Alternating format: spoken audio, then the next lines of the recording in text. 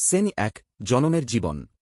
জনম ডিগ্রি শেষ করে ভর্তি হয় একটি প্রাইভেট এড়েতে। সে নিয়মিত ক্লাস করে ভবিষ্যৎ নিয়ে স্বপ্ন দেখে।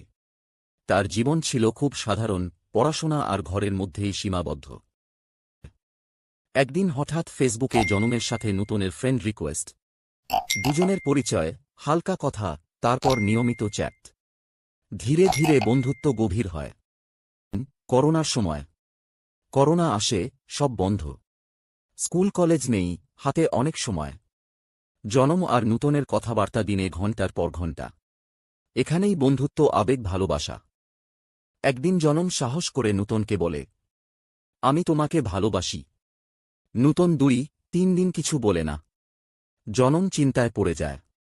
হঠাৎ একদিন মেসেজ আসে, আই লাভ ইউ টু। জনম আনন্দে আত্মহারা।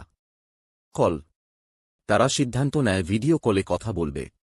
সমস্যা, জনমের স্মার্টফোন নেই। তবুও সে জোগাড় করে ছোট একটা ফোন দিয়ে ভিডিও কল করে। এই প্রথম তারা একে অপরকে দেখে। লজ্জা, হাসি, আবেগ, নীরবতা সব একসাথে।